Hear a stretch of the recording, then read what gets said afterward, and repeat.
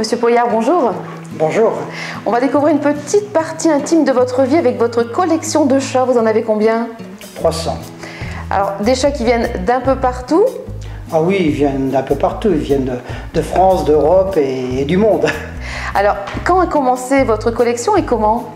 Bon, simplement parce que j'ai toujours aimé les animaux et en particulier les chats. J'ai toujours eu un chat chez moi, un chat de gouttière. Et puis, comme j'aimais bien être entouré de chats, quand j'en voyais, il fallait les caresser, il fallait leur parler. Je dis bon, bah, dans le fond, autant que je m'entoure de chats, mais de chats immobiles. Et j'avais mon petit-fils qui avait un chat là-bas dans le fond, hein, tout à poil. Il me l'a donné. Puis j'ai commencé cette collection-là il y a une petite dizaine d'années. Alors, on voit que vous avez des séries de chats.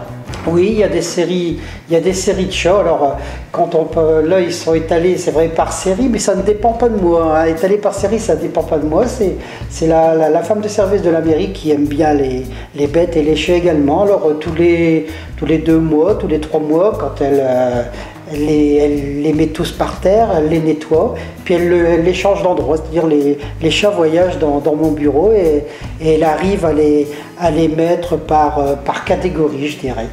En quelle matière sont-ils? Il y en a de toutes les matières. Hein. Il y a des chats qui valent extrêmement cher. Il y en a qui valent rien du tout. Hein. Il y a des chats qui valent 2-3 euros. Il y en a des autres qui valent extrêmement cher, mais ils sont en porcelaine, ils sont en étain, ils sont en fer, toutes sortes de matières. Alors justement, moi, il y a celui en fer qui m'intrigue. D'où vient-il? Alors celui-là, je ne sais pas du tout où il vient.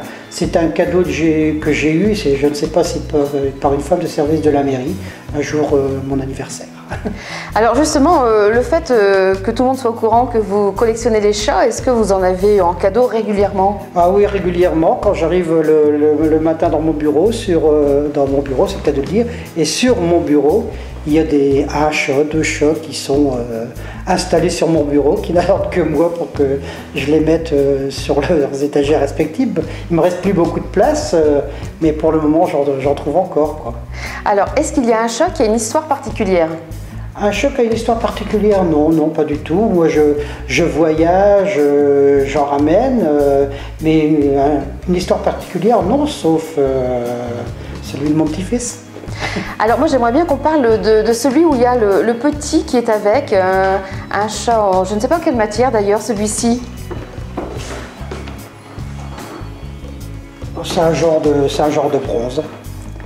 C'est un genre de bronze, donc ça c'est moi qui l'ai acheté par contre. Et d'où vient-il? Alors celui-là, j'ai dû l'avoir à Saint-Raphaël. Il y en a qui viennent du Mexique, il y en a qui viennent d'Italie, il y en a qui viennent des États-Unis. Lesquels? Alors, peut-être plus de ce côté-là. Peut-être plus de ce côté-là, peut-être bien ça. Ça vient des États-Unis. Celui-là vient d'Italie, d'ailleurs, ça se voit bien. Il y en a qui viennent du Mexique, ceux-là viennent du Mexique. Celui-ci? Alors celui-là, je n'en ai aucune idée. Ça, c'est un cadeau que j'ai eu, aucune idée. Alors il y en a de toutes les tailles, parce que vous en avez vraiment des très très grands et somptueux. Oui. Alors il n'y en a pas 2 pareils. Si vous pouvez faire le tour, il n'y en a pas 2 pareils. Alors au niveau grandeur, peut-être, mais les mêmes, il n'y en a pas 2 pareils. Ils sont tous différents. Est-ce qu'il y en a un d'un pays particulier que vous aimeriez avoir? Non, moi j'aime bien tous les chats. J'en ai un chez moi et c'est un chat de gouttière. Il est magnifique. Comment s'appelle-t-il? Il s'appelle Cotte. Cotte. Et je crois qu'il y a une petite histoire derrière ça, non? Il y a une petite histoire derrière ça, oui, parce que mon grand-père, il était polonais. Hein, il est arrivé dans les années 20 en France, il avait 21 ans. Et il a fait un accent polonais qu'il a toujours gardé durant toute sa vie. Et quand j'allais le voir chez lui, à Aumont, hein, j'habitais pas très loin de chez lui, il aimait bien les belles filles.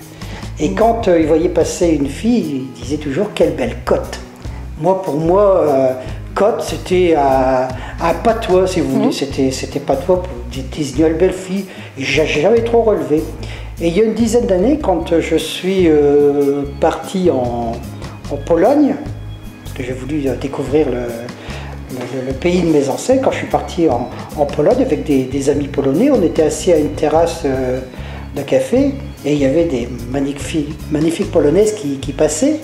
Et je disais à mon amie polonaise, mon grand-père, quand il voyait passer des filles comme ça, il me disait toujours « Quelle belle cote !» Elle me dit « Tu sais ce que ça veut dire cote en polonais ?» Ben, je dis non. Elle me dit « Ça veut dire champ ».